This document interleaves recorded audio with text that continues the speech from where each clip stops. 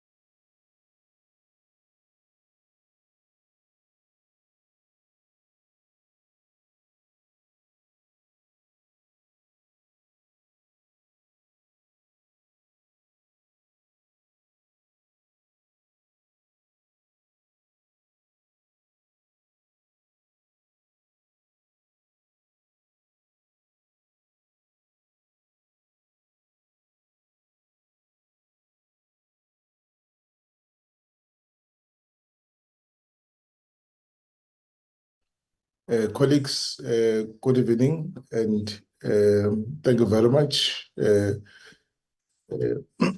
meeting today, the 28th of March, 2024.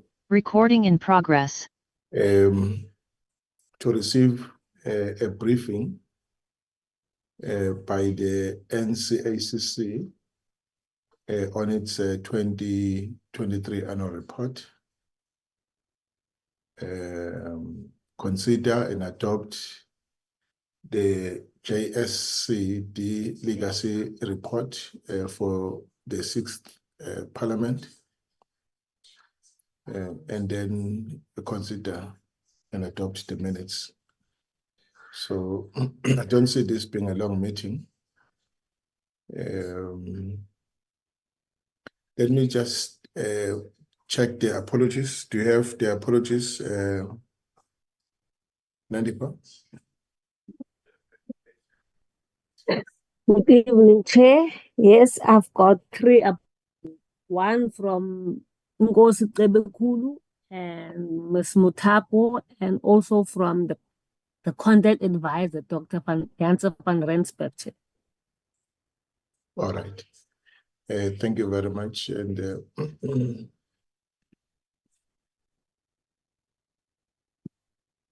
we have the quorum? Not yet, Chair. We only have 5 members. We only have 5 members. I've just joined, Chair. We should be 6 now. I've just joined. Oh, okay. No, thank you very much. Is that Honorable Nyonso? All right. So I think that takes care of members. Are we fine, Nandiba? All right. Yes, we find Chair. We're fine. Thank you so much. So without much ado, we will then go straight to the presentation. It's an annual report. Of course, it includes the 4th quarter.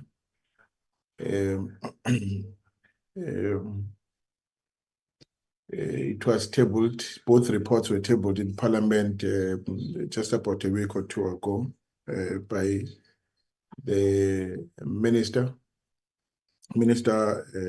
Pungubele, who is the chairperson of the NCACC, the National Conventional Arms Control Committee. We resolved that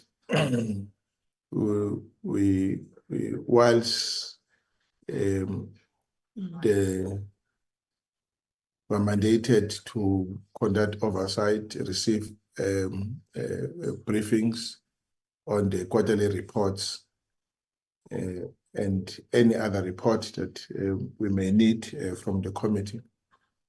But we will absolve the minister responsible as the chair from coming to give us quarterly reports, except when there's a specific request for him to do so. But we then said we want to have at least 1 meeting a year where he comes to deliver the 4th quarter and the annual report. So in other words, our appointment with the minister responsible is once a year and as and when requested. But for the other quarters, we thought it suffices to get the report from a quarterly report from the head of a secretariat, because it's just an update comparing months and as well as doing a year on year analysis. Has done very well on that. And today I will ask the minister just to focus on the comparative analysis year to year, and then deal with the identified weaknesses in the system.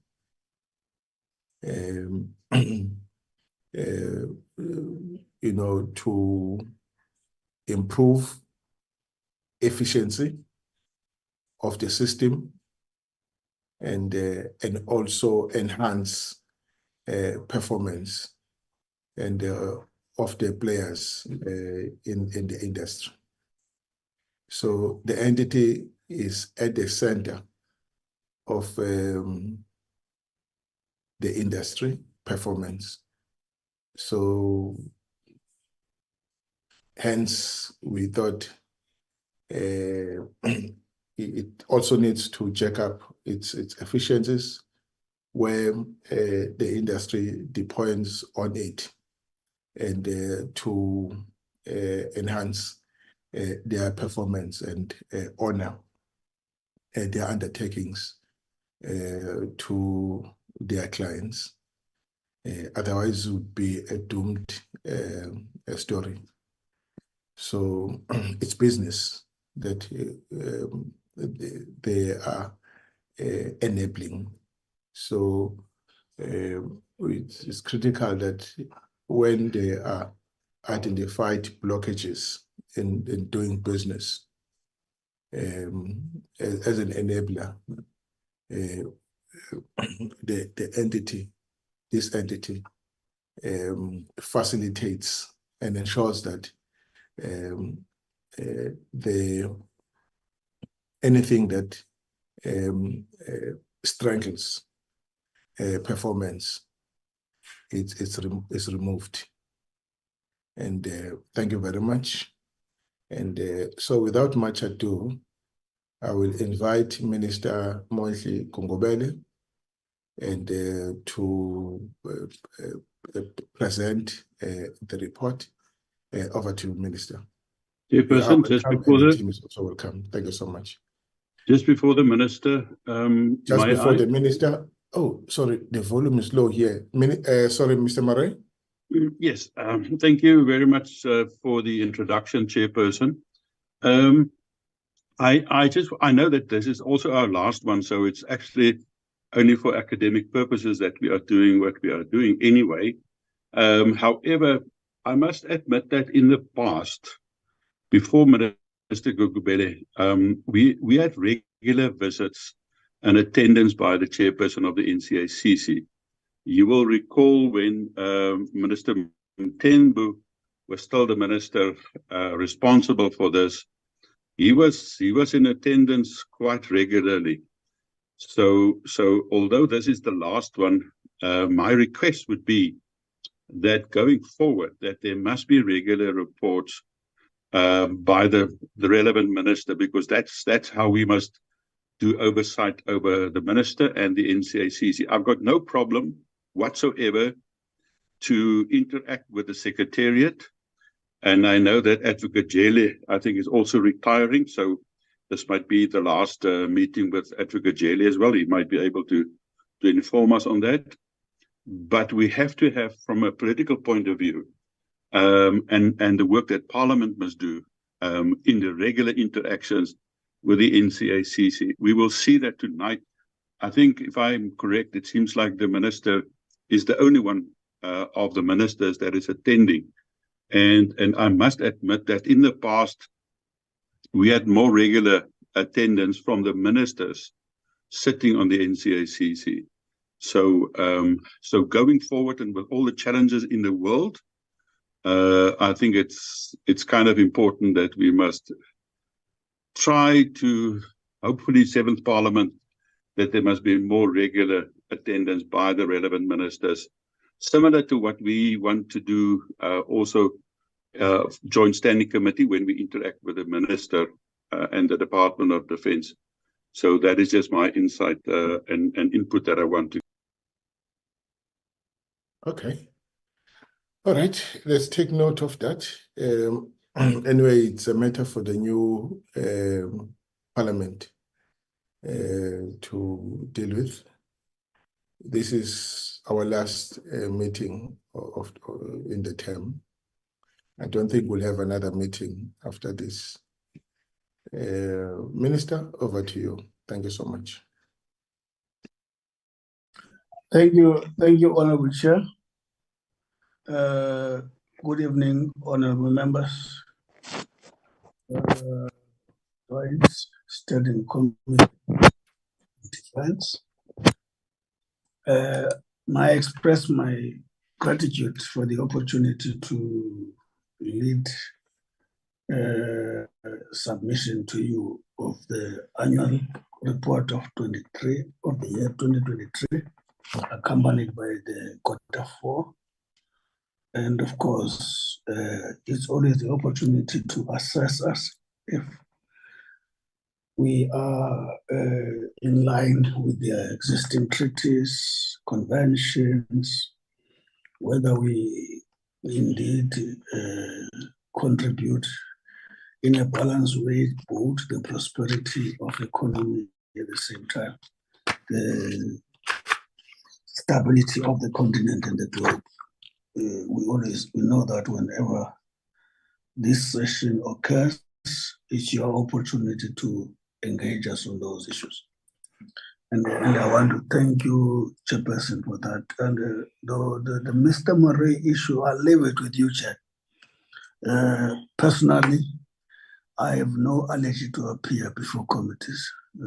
If it becomes so required that I appear every quarter, I know I wouldn't be losing anything, but that's not my issue.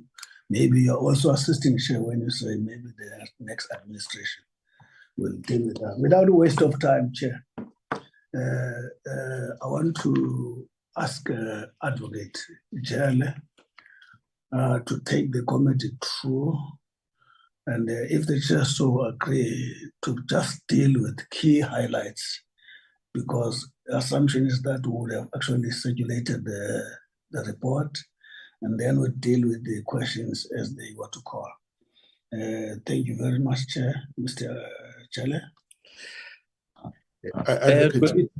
It's the eve of Good Friday, so we're trying to truncate the meeting. If you can shorten the presentation as well, and by zooming into the meat of the presentation, and maybe spare us of the usual, I would say the usual. Thanks. Decorations. Decorations. Okay, over to you, Advocate. Good evening, Chairperson and your committee. Thank you very much for the invitation. I shall be brief. And I think as per request, we intend to shorten this presentation. If it pleases the committee, I will request that we zoom in on slide number 13, which is the slide that deals with the contents of reporting, which is as envisaged in section 23 of the Act. As the committee would know that we present this as prescribed by the Act, and when we do that, we give the committee the statistics of controlled items that comprise of exports, imports, and conveyances that have been authorized. It is also, I think, important to indicate that when we do that having tabled the report. That means we also then use the same information to then table this on behalf of the Republic of South Africa. Slide 14, which would be Q4 of 2023. Q4 starts or begins at in October, the first, and ends on the 31st of December. In that period, we had 61 registrations that were processed, with 2 marketing permits that were issued. And in that period, there were 35 contracting permits that were authorized, with a quantum in value of 3.7 billion rands, and this being contracting with 21 countries. Correspondingly, the same period had export, which is munitions, of about 150 permits authorized by the NCACC, with a value of 2.143 billion rands, and the exports being for 12 countries. We then move to the next slide, where for imports, we denote that there were 72 applications that were received and processed for importation to the value of 7.7 million rands, importing from 25 countries, and there was no conveyancing of any goods that was authorized by the NCACC. The committee would recall that we differentiate now between munitions and technology. We then also had exports of technology that were 25 permits issued with a value of 52.7 million rands, and this being exports to 14 countries. I will not dwell on Q4 of 2022, but we'll zoom into the comparison of Q4 2023 to Q4 of 2022, and that will be contained in slide number 18. In that regard, quarter on quarter, what we see is in 2023, the figure was slightly lower compared to 2022, because Q4 of 2022 had 2,457 billion rands, and in 2023 it was slightly lower, which is 2,143 billion rands. And this being from 12 countries in 2023, whereas in 2022 it was from 39 countries. The same for imports. We had lesser imports for Q4 in 2023, which is almost 7,7 million rands, importing from 25 countries, as compared to 2022, where the amount then in value was 146.5 million rands, this being from 16 countries. I will then move to the annuals, which is the next slide. The annual report, therefore, then indicates the following. For 2023, we processed 205 applications for registrations, and this would include your renewals. The committee would recall that a registration certificate is essentially a license to trade, and it is valid for 3 years, and it is subject to a renewal. In that period, we also had 12 marketing permits that we issued. Same period, the contracting permits that we issued as authorized by the NCACC were 152, and there was one permit that was denied. And the contract value at the time for that period was 26.7 billion rands, this being contracting with about 47 countries. The number for export authorized by the NCACC were 506 permits issued, and the value there was 40 billion rands clean, and that was to 59 countries. The next slide indicates annual 2023 had 213 permits issued for importation with a total value of 24 million rands, and this being from 37 countries, with one permit authorized, two permits rather authorized for conveyancing. And the technology correspondingly amounted to 115 permits that had a value of 421.3 million rands, that being exports to 14 countries. Again, if the committee permits, I shall skip the comparisons of 2022. So I mean the statistics of 2022, but zooming onto the comparables of 2022 and 2023, where it indicates that for annual 2023, we had 40 billion rands in terms of exports, which is a positive, as compared to 1,383 billion in 2022, which is a significant amount, and I think it's a positive one. The countries remain more or less the same, 59 and 61 respectively between the years. For imports, 2023 to slightly lesser imports, it was 24 million as compared to 301.9 million of 2022. There was a slight variation in terms of the countries from which the importations were done. In 2023, it was 37 countries, whilst in 2022, it was 25 countries. I then thought I should take the committee in our confidence as regards the regulation of foreign military assistance, because the committee may have been aware that a few entities wrote to the committee, meaning the Joint Standing Committee on Defense, indicating or rather making allegations of South Africans that ostensibly are serving in the military establishments of other countries. Now, I thought it is best that I actually tackle this matter where it sounded like these individuals do apply to the NCACC,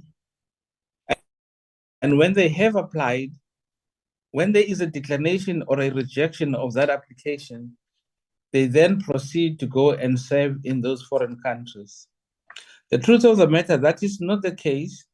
We do not receive any applications for these entities or these individuals, which therefore then says or means, whenever they are operating where they actually find themselves, they do that without the authorization of the NCACC. In which case, that explains why this committee, not only this year, but in the previous iterations, it has never supplied any names of any persons, natural or juristic, who or South Africans that actually would have applied and either be granted or had their applications declined. But essentially, the Act is intended to regulate the rendering of foreign military assistance by South Africans in those countries.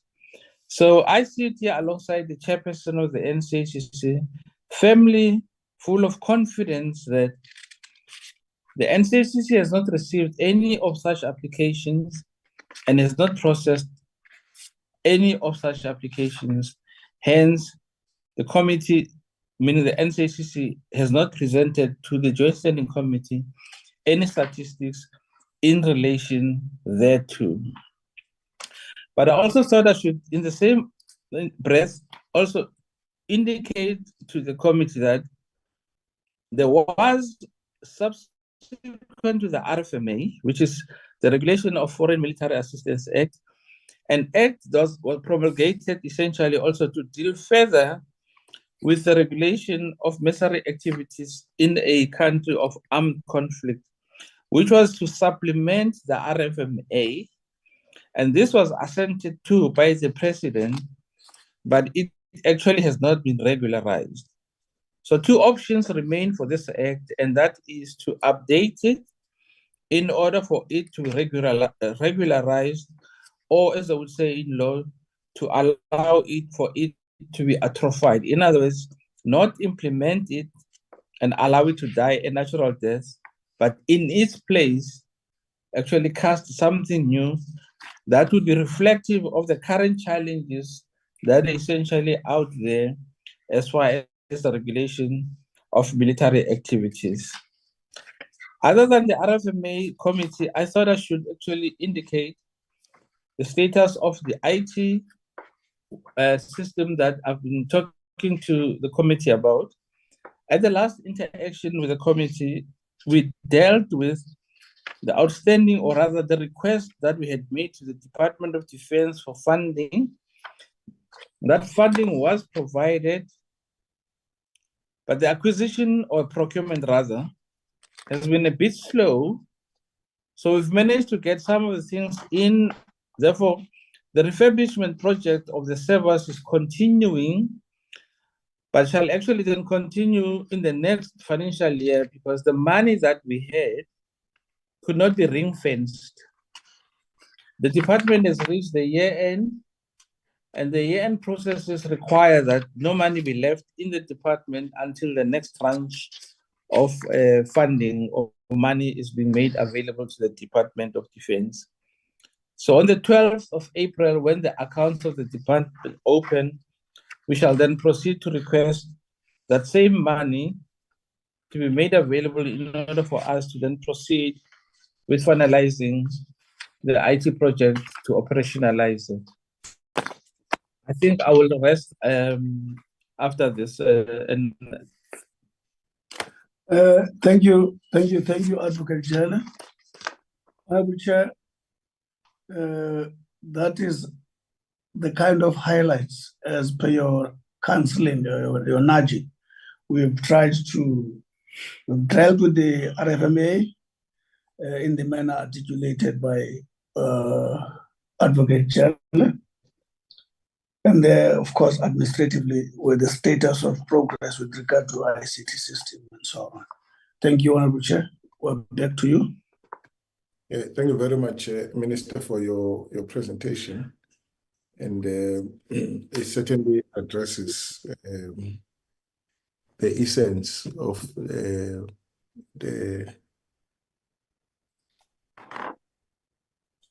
matters that we actually expected you to address us on.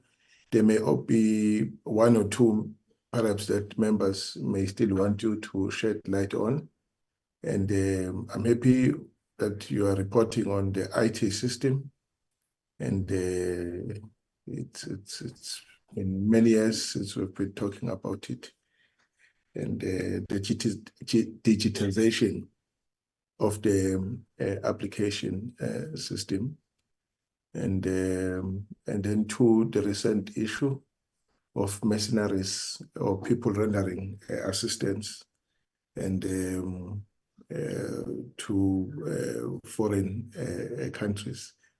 And I'm surprised that they could do it and without outside the law. They could do it outside the law because the law is very specific. It clearly prohibits rendering services in country of armed conflict or regulated country. That if there is such person who are out there operating against the law, I don't know what recourse do we have what recourse do we have? And maybe I'll leave it to the colleagues when they discuss the issue. It's been raised, it's a serious matter, and that we must keep tab on. Mr. Murray, your hand is up. Thank you. Thank you very much, Chair. Thank you, Advocate Jele.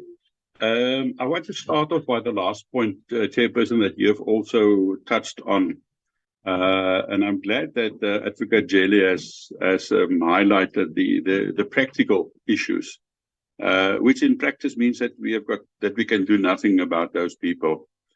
Which is a pity, because what is the purpose of the law and the act if you can't use that? Then it's a nice piece of paper, but that's it. So we need to have clarity on that. On that matter as well, is there a difference between people doing, for instance, security work in other countries, people doing, for instance, humanitarian, what they call or refer to as humanitarian assistance or medical assistance? Because you often find, or I hear and I read about people who is working for maybe a UN agency or an American security company who is providing security services. Is there a difference between, we know what mercenaries is. They are in uniform and they do actively do offensive military actions. But is there a difference between that and, for instance, doing security work or humanitarian work or other type of work? And I think that is where the confusion also come in, because we have got a situation that we have got limited job opportunities in South Africa. There are people who has got certain skills who can't find a job in South Africa, and these type of contracts do provide opportunities for them to get an income. So how do you deal with that specifically? Then I also just wanted to touch on something that you haven't reported on, and that is the number of times that the NCACC has set to consider applications. Now, I know that there's a difference between the applications that gets processed by the DCACC and those who must go to the NCACC for considerations. Are there a difference between those in terms of applications and approvals? And is it really that in the whole year there was only one application for whatever the reason might be, and for purpose that was rejected?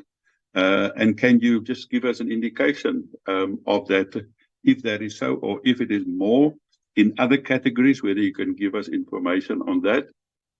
And then I just wanted to ask whether, because one often reads in the paper about apparent problems with Poland and with, what did I read the other day about some other country? I'm not sure whether it was, no, it was not Poland, it was other country.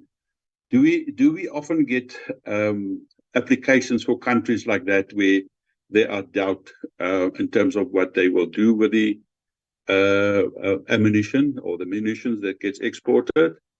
And then maybe lastly, in terms of the end user certificate, we know what the purpose of the end user certificate is. Have we ever called on the end user certificate, and has there ever been inspections done, where you called on the end user certificate to get clarity or confirmation whether ammunition was in fact handled and dealt with in terms of the conditions of the contract? Chairperson, I think that's all. The concern in terms of the report is obviously the difference between the 22 values and the 23 values. If you take into consideration not only the consumer price index, but what we often refer to as the military or defense price index, which is considerably higher than the consumer price index, that means that is, in real terms, it is a quite significant drop from the one year to the others. What is the consequences of that? In other words, less exports, less production, less economic activity in the defense industry. What is the kind of consequences and practical consequences for us? And we know that whatever happens in the defense industry can and will have a negative or positive implication on the defense force and its ability to restock itself or reposition itself and to re-energize itself to protect South Africa. Chairperson, I think from my side, that is all. When we finished, I'd just like to say a word of thanks from my side as well. Thank you. Oh, and then Advocate Jele, obviously, I wish you well. If I'm correct, you are retiring, so thank you very much for your service that you have rendered to us. I first met you in the previous parliament, and I think you've done a pretty good job. So much appreciated for that. And then just lastly, Chairperson, I just want to reiterate what you have said, and that's about the IT system. I'm actually pretty disappointed that we are not at the point where it's running. I know at one stage we were assured that it will running parallel, but clearly it's not running at all. It seems like that. And then what can Advocate Jele give us a feedback with regards to the problems at Arms Corps House? We know that there was a huge problem with water. There was a huge problem with electricity. There's a huge problem with maintenance of the building. And we know that that can have a direct impact on the NCACC or the JSCD with your work and the output that you also need to I think process and deliver to us and to South Africa. Thank you very much. Thank you. All right, let's deal with those questions. Advocate, Minister or Advocate Jele. Thank you, Chair. I just want to appreciate the Chair that knows that technically you have asked me to come and present so that even if it's Advocate Jele through his capability who speaks, but in proper sense, I'm the one now who is presenting. That's very true. So I can say Honorable Murray does not want to acknowledge that. But he wants me to appear here. And so that he can speak to Advocate Chair. This is on a lighter note, Chair. So a lighter note. Thank you. Thank you. Thank you. Noted, Minister. Noted. Okay, no problem.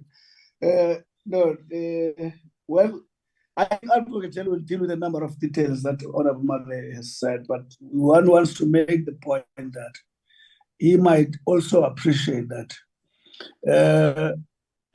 on matters like he is worried about, what is key first is the evidential material. And the evidential material will actually indicate whose jurisdiction and obligation it is to deal with the matter. But in the absence of that, it becomes very difficult. But it's a matter, Honorable Murray, that if you get that, whether you read the newspaper, we're equally worried about. It's a matter which it should not actually happen to the country. And we appreciate your concern about the state of the ICT system and then so on. But in terms of the stats, I'll ask Advocate Chele to either deal with the stats or explain other legal matters that you've actually raised. Advocate Chele. Through you, Minister, Chairperson, I tried to tabulate, or rather to jot down, quite a number of the questions that were raised. I hope I'm not going to miss any, but if I do, I'd appreciate being reminded. The Minister spoke about the RFMA and the evidentiary material that is required in order to also establish evidence that then places the jurisdiction in terms of what to do. The violation of the RFMA is a reportable offense by the NCACC because we are the administrators essentially of the Act. However, from where we sit, we depend on other organs of state to help with the reproduction of such material that would be acceptable as evidence that we then can use to prosecute. Failure to do that renders all the activities or efforts at bringing these people to book to naught. So essentially, I'll begin from the ridiculous, if I can put it that way, but to the factual. Very often, some of whom, that is the people that we see or we're told in foreign military establishments, it is videos that get sometimes, in my case, sent to me on TikTok. And very often, it is really difficult to do a geolocation, even technically, to actually say, where was that TikTok shot? Meaning, does it place such an individual in that environment where they claim they were when they were recording this? And that is actually quite ridiculous. In other words, the threshold of that burden of proof is very low, that you could actually then want to use it and say you can use it to prosecute. There's no doubt that the people who do this, having not applied and gotten authorization, are essentially violating the Act. But we need other role players who then help with the identification and the veracity of where these violations indeed are taking place, to then say, this place is this African individual in that place, and here is proof that is corroborating that aspect. Getting back to whether there's a differentiation of if somebody goes there to render security services or medical health services, for instance, like give us that type of thing, the Act does not differentiate because each application is treated on a case-by-case basis. Very often when there are disasters, the entities that respond to go in such areas are named or deemed to be what we call early responders. But they do actually come and request to actually go and serve in, or rather to go and assist in those areas.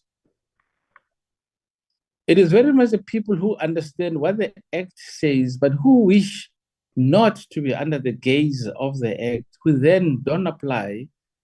And those are the violators against whom us, the state, needs to act against in order to ensure that they are nailed with the full might of the law.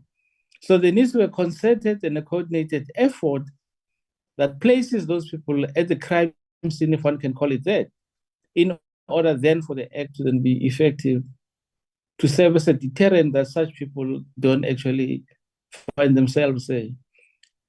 But no one comes through to the NCACC to apply for that, and they actually go and do what they do there.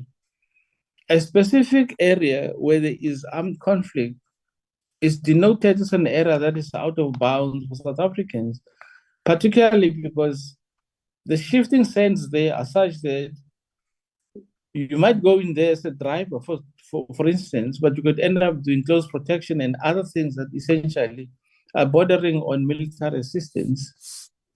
So the question is, where do you draw the line? There is a shift in scale there. I hope I've actually covered that aspect. The question was asked.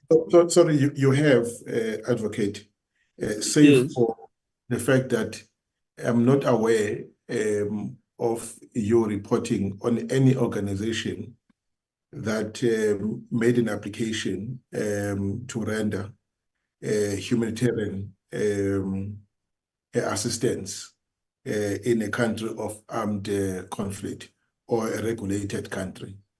And then the second question linked to that is the list, updating the list of the regulated countries. And I'm not quite certain if you have come back to us to say you have been to Cabinet to present additional countries for regulation, and Cabinet has accepted them, so that we are, as we deal with this, we are in the know that for an armed conflict, it's clear that is reported. But for regulated countries, it's only after your own assessment or Cabinet assessment, and that they designate a country as regulated, in which case it then falls under in a particular category of oversight. Over to you. Through you, Chair, that is essentially where the problem lies with the RFMA, and that is why the subsequent act was put in place in order to try and close that gap. The challenge was just that the prohibition of military activities, which was meant to close that gap, is the one that has not been operationalized.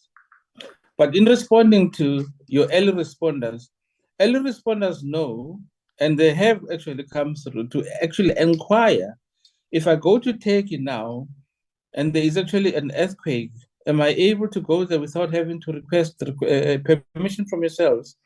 And we respond to those people and say, yes, you can go there, because they're actually going there to deal with earthquakes. It is not a country that is in conflict. It is in the event that they actually are saying they're going in, and I want to use the example of Gaza right now, but where they come and say they actually want to go and render services in Gaza, it would present a completely different picture, because that is a country that is currently in armed conflict. And that then would require us to denote that as a country in conflict, and therefore they would then have to apply and then be granted permission to go there, notwithstanding that they're early responders.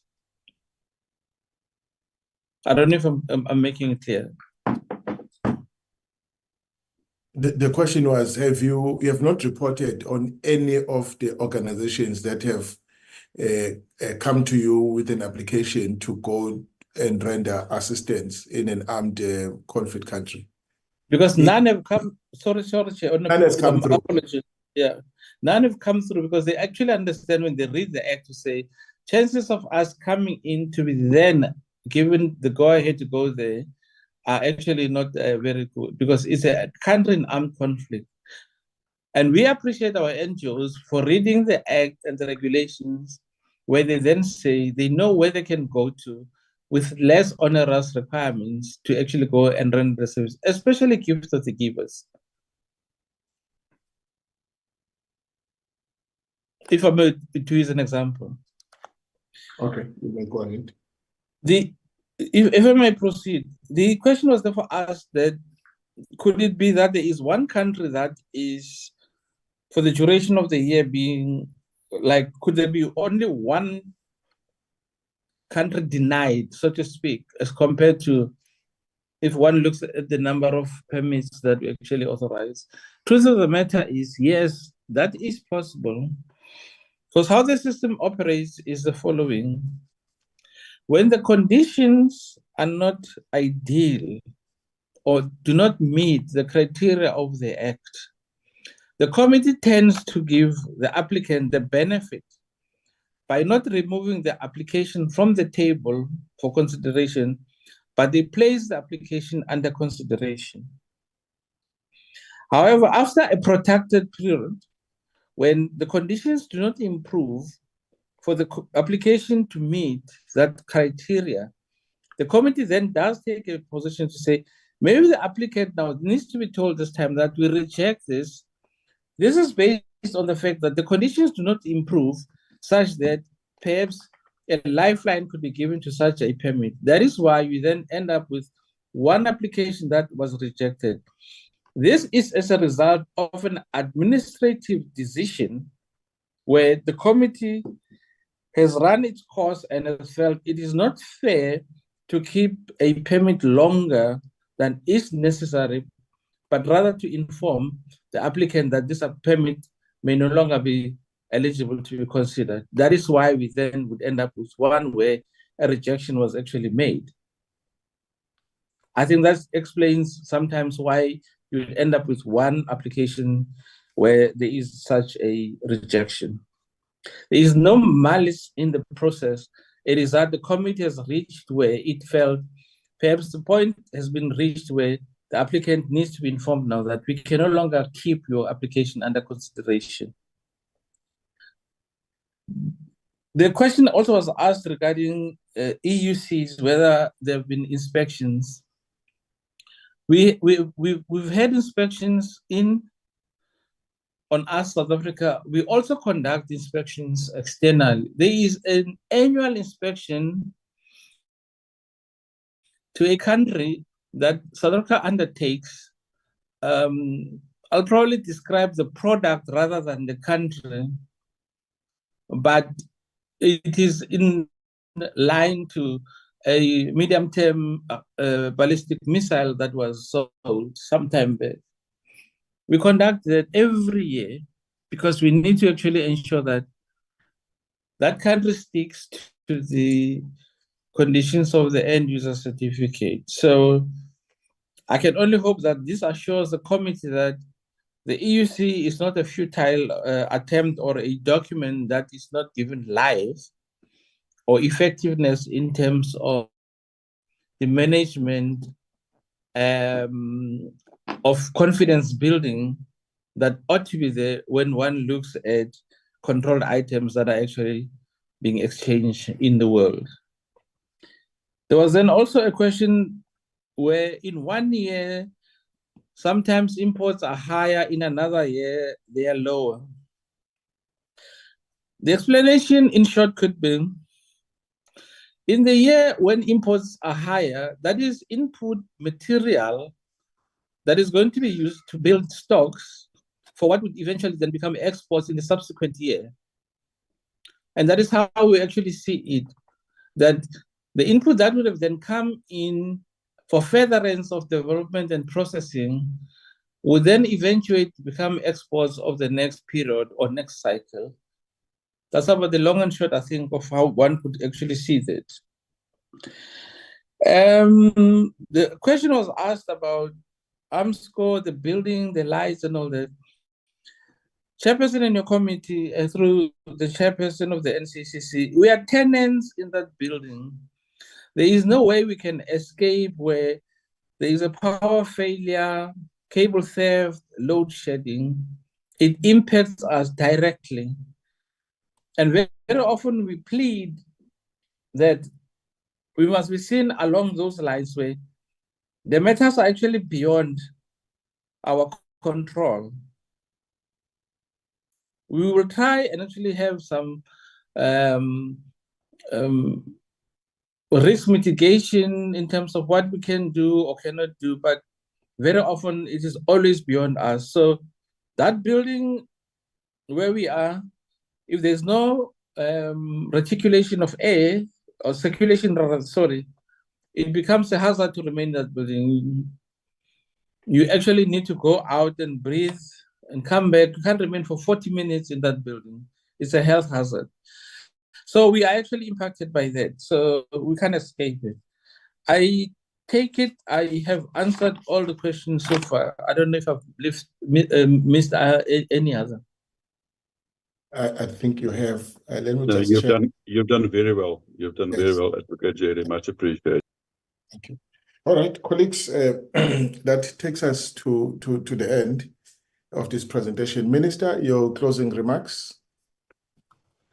Thank you very much, Chairperson, for the treatment we've got and the fact that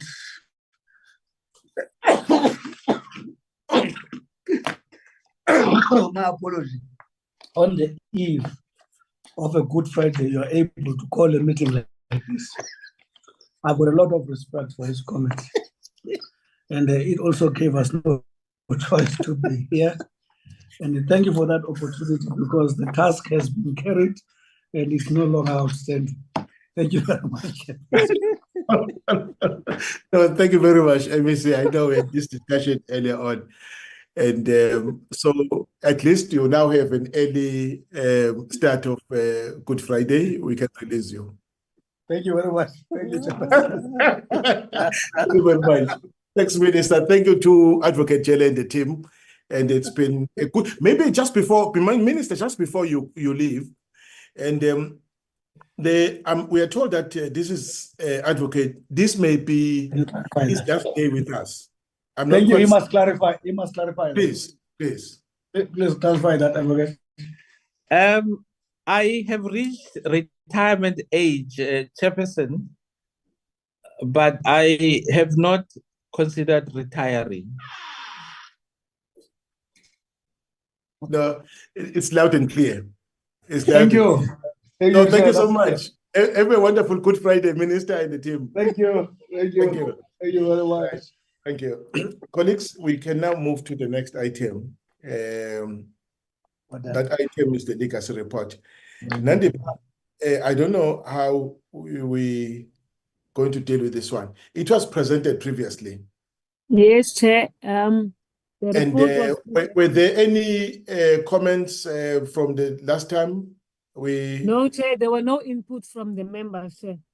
It looks as though members were quite happy with the report. When it was presented, I didn't have any issue, because there's a summary of issues that we know captured in the minutes, and of course generated by this committee, and also I think he had a way of flagging issues for the new term, and those are matters that we think are going to be a carryover, and I have no objection to that. Colleagues, I don't know if there has been any point you want to bring up before we move this for adoption. I present this now. Nothing. As the draft.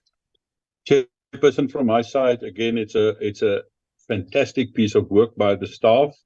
I think they have done us proud with this work.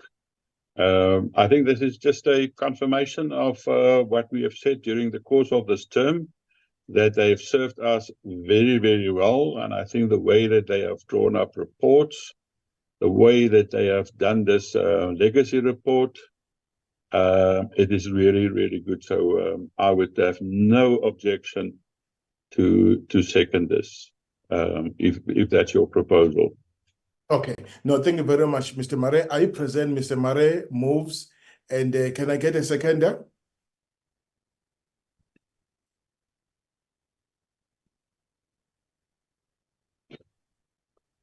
Seems like it's only me and you, sir. in the meeting, no, I still have other meetings.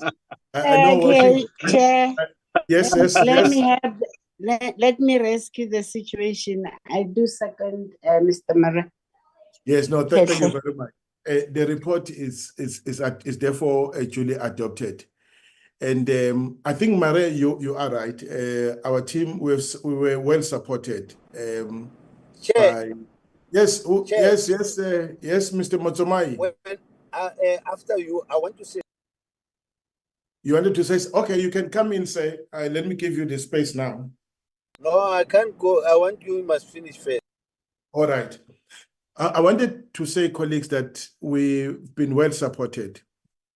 There was never a time when I felt that the team that is supporting us was not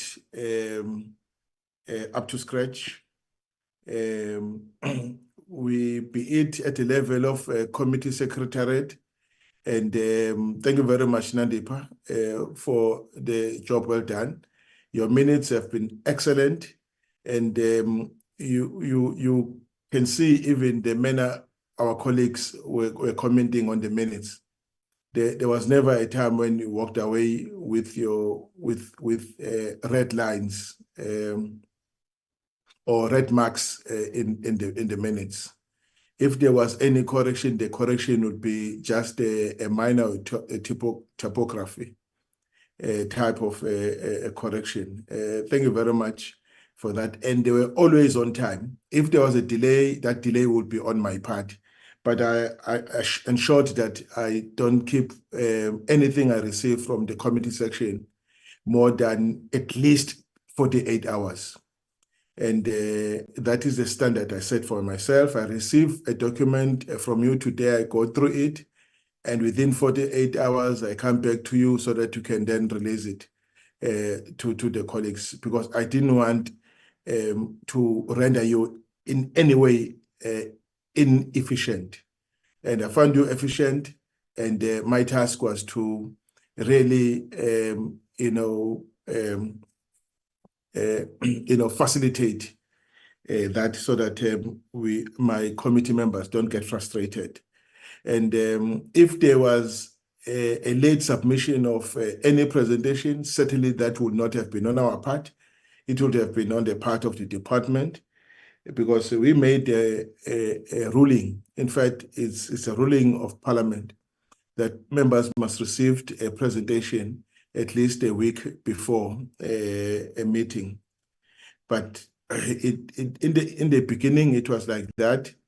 But as we move towards the end of the third term and the beginning of the fourth term, and we saw department sliding back a bit, and on that undertaking.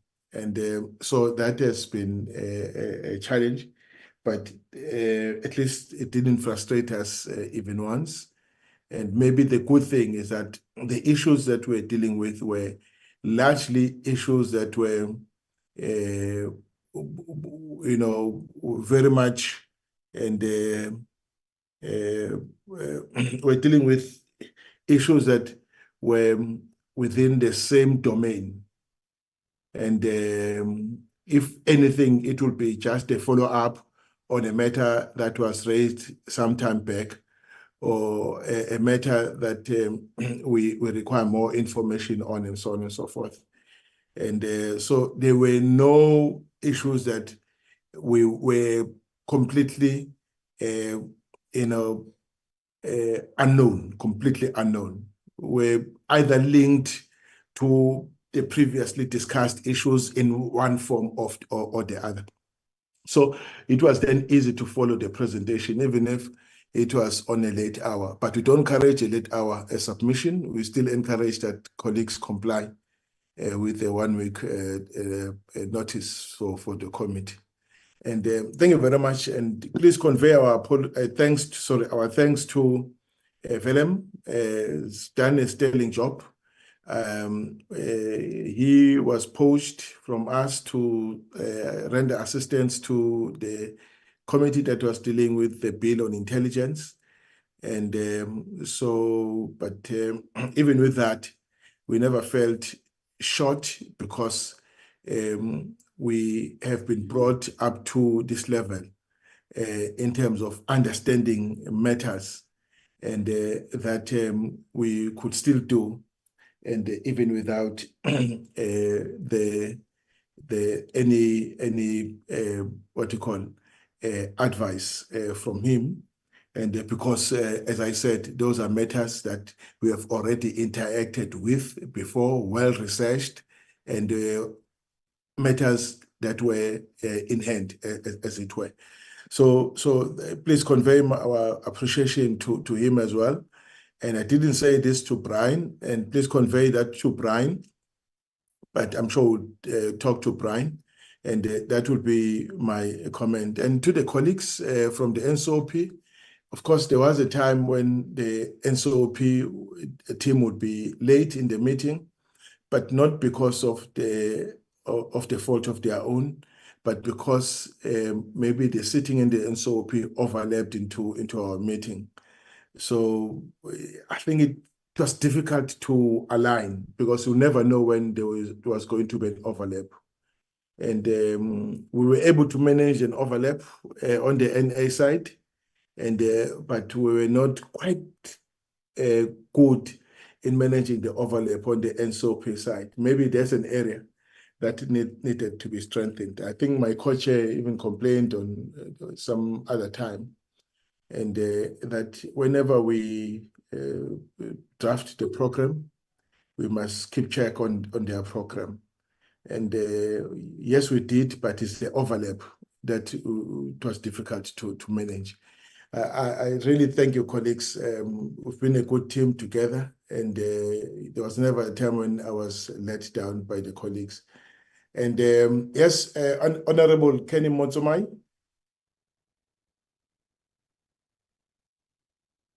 Yes, Chair, I was just want to appreciate for being with this committee for so long under your leadership. I mean, you hold us, and we have been seeing a lot of things that were happening during all the terms. Chairperson, I just want to say, for those who are returning back or who are going, but I appreciate for your good work and for all that we gain from, especially for the leaders like Okubos and others. I don't forget Mutle also, and one of the leaders of the EFF, Mafanya. I just want to say I appreciate a million for working with you guys. Thanks so much. Keep like that even for the near future. I appreciate. Thank you, Chair. Thank you very much, Motomai, for the remarks you made. I also appreciate Nyonso, a one-member party, but he never failed to honor his appointment with this committee. And I think it's one committee that was close to his heart, the way I look at it. And I think that should be appreciated. All right, colleagues, I think unless there's a hand I don't see. Sorry, Chair. Yes, Nandipa. Chair, we have one set of minutes to adopt, Chair. Oh, one set of minutes to adopt. All right. Can you just permit the minutes? My apologies, colleagues.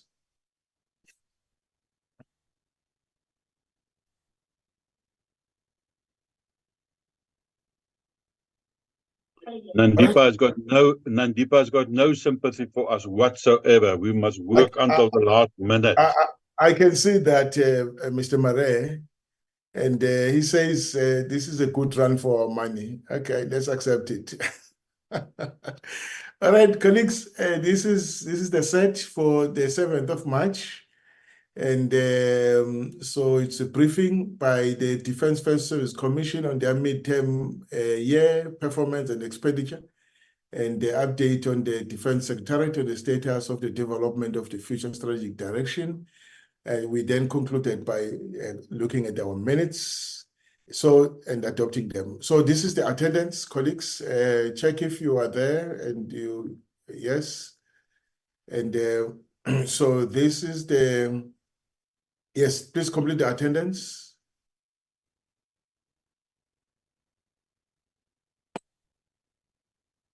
Thank you. Yes, this is the page 2. If there are any corrections, colleagues. Page 3. Page 4. Page 5.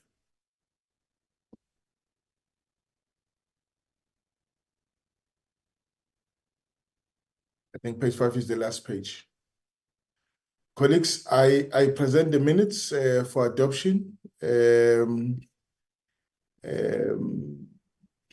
I get a yes, sir? I propose the Dr. Bartlett. Mr. Bartlett proposes for adoption. And, Yes, Chair. Lekwase second, Chair. Lekwase seconds. At the minutes are duly adopted. And I think was the last item on the agenda. Colleagues, Mr. Mare, your hand is up. Yes, yes. Just before you wrap up, again, I think I mentioned it yesterday and maybe earlier as well. But this was really a really good session and a term for us. Thank you for your chairmanship in this regard. We have I've said it many times and I will say it again, not only the portfolio committee, but especially the joint standing committee. I tell you, in the previous term, if we had sat 3-4 times a year, it was a lot. So the Joint Standing Committee on Defence has really come to fruition in this last term, and I think, and the staff can back me there, Wilhelm and Nandipa, and they can go and look at the records. So the Joint Standing Committee has done a really, really, really good job. So I'm really proud of what we have achieved and how we have committed ourselves, and that without exception, we have met nearly every Thursday evening that Parliament was in session. So that was an absolute fantastic performance. I have thoroughly enjoyed my time, and especially when we were on oversight and we had difficult things to struggle with, all in the best interest of the Defence Force and our country's integrity. I hope and pray that there will be, continuation to the next Parliament, to the 7th Parliament, so that we don't have to start at scratch again. I can just wish all of you guys best of luck with the elections coming up, and with all the challenges that all of us will be facing. And we will put ourselves and our future in the Lord's hands, and He will determine who will come back and will serve again. So I'm very proud to be part of this, and I think we have done it in a fantastic bipartisan way, and I am incredibly proud of what we have achieved. And I can tell you, Chair, that in the industry and the network that I have built up over the last many years, there's an incredible appreciation for the work that we have done, all of us. So they have certainly taken notice, and I think they just pray that all of us will again be there in the 7th Parliament to proceed with the work that we have started. So much appreciation. Good luck to everybody, and hope we see each other again. But if there's a emergency, you know that you can call us. Thank you, Chair. Thank you very much, Mr. Mare, for those words. Yes, if there is an emergency, I will certainly convene the meeting, because we are together until the 21st of May. Mr. Bartlett, I see your hand is up. Yeah, Chair, no, I don't say anything, Chair. I just want to also appreciate your leadership. And it was really good to be, although it wasn't always easy for us, but really You'll take us through the bushes and back. Thanks, Chair. That's the only thing that I can say. We appreciate it. Thank you very much for that. Colleagues, that has been a wonderful period together. I wish you well as we go about our campaign. Thank you very much. The meeting stands adjourned. Thank you, Chair. Good night, Chair, and everyone on the platform.